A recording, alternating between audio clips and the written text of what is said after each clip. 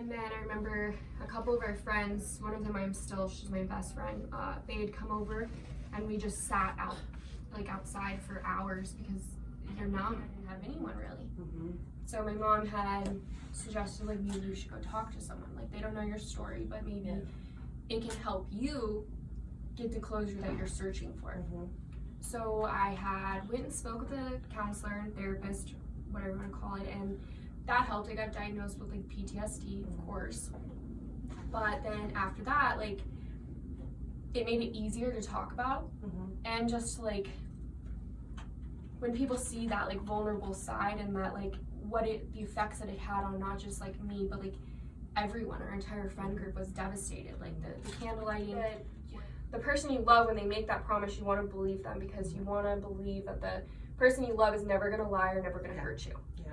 So, you know, he says like, I'm going to get better. I just, you know, had a down spot and that's my coping mechanism. Okay, well, you know, let's find a better one. Like, okay. And so we had got married and we'd been married for a little over a year.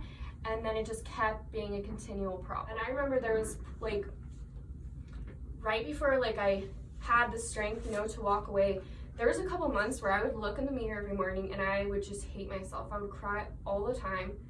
And I constantly felt like alone because I didn't want to talk to any of my friends because I was completely embarrassed. Like, how could I be so wrong about someone that said they loved me so much? And so I was crushed. Like, I hated waking up every morning. I hated everything about life, literally. Yeah.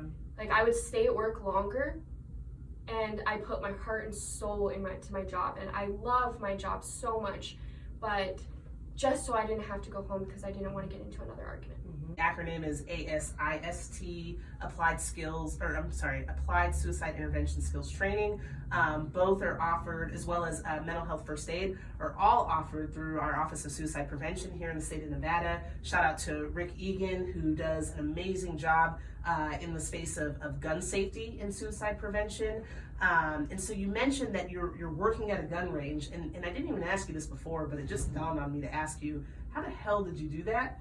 After going through that type of incident, and you describe it as a pop, but I think that of so many other words to describe that moment, like the right? easiest thing for like, not easiest, but just like what it literally sounded like. Yeah. Because I mean, we were a little bit away, but obviously close enough to be able to hear it. Right. So